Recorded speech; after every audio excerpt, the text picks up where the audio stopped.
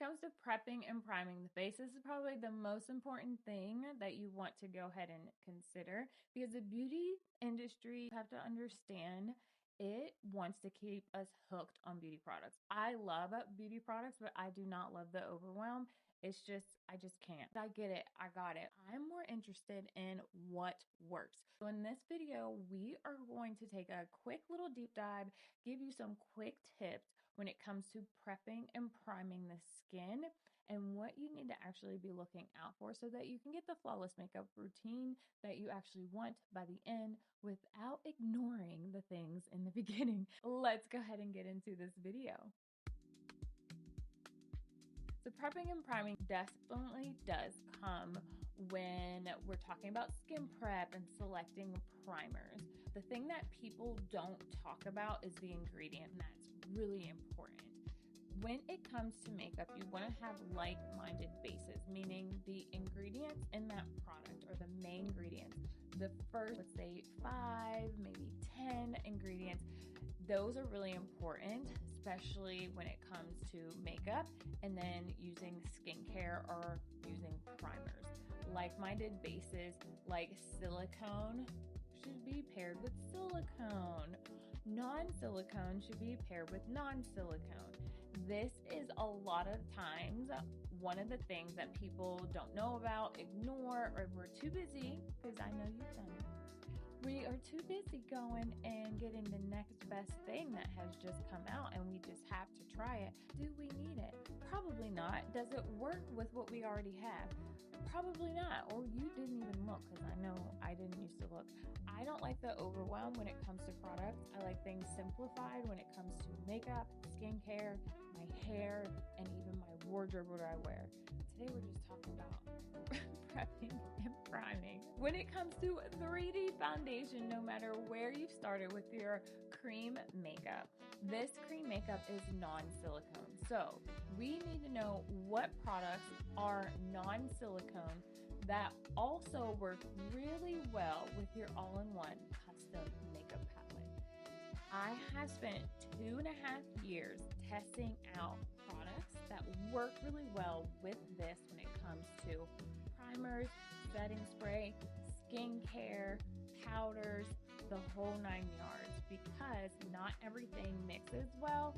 Some products perform a lot better testing them on dry skin, normal skin, combination skin, and oily skin. Non-silicone is what we're using when it comes to moisturizers, SPFs too.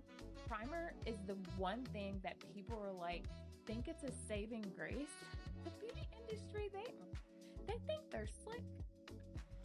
Okay. Primers are kind of a gimmick. You really don't need a primer unless you're a person that has oily skin, or you really need something to look really nice for an event. You're really trying to have that flawless application. I'm telling you, skin prep is going to be your best friend.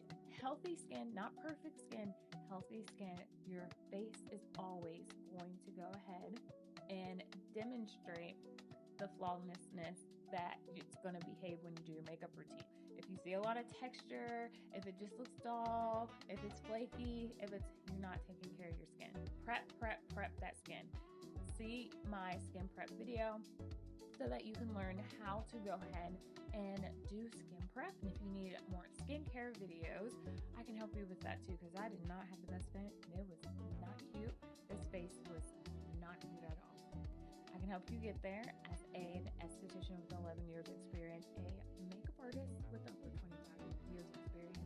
I can tell you, it is true that you really don't even need to have a primer.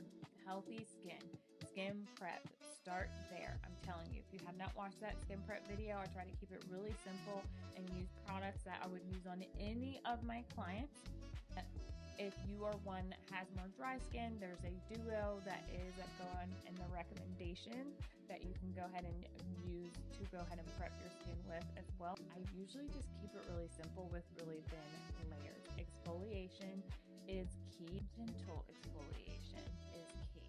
There are also ingredients listed on the back or online for each product. Take a look at those ingredients for the products and see what's in them. Is it silicone? It's usually the first 5 ingredients are the most product that's in that product. If it has silicone in it and you're using a non-silicone product, it's not going to work. With my research for 2.5 years, just know the products that I recommend for you, I have tested them a very long time. I know this. I know I tested them for 2.5 years. In that 2.5 years, more time has passed. Probably 4 or 5 years at the recording of this video have passed. Probably longer when you're seeing it right now. It's just important to know what actually is going to work when you understand like-minded faces. There's a lot of different SPFs out there. There's a lot of different moisturizers and primers. You just want to use what is going to work, not only just for your skin, for the makeup that you're going to be wearing all day long too.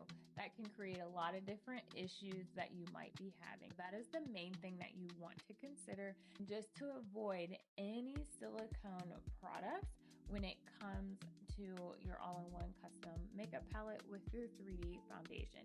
This is non-silicone, so you want non-silicone prep and prime products. That is it. You can go ahead and check the description down below for my recommendations when it comes to what products to use with the 3D foundation that work really well to have a long-lasting makeup look throughout the day, especially if you do have combination oily skin like I do, or if you have dry to normal skin as well.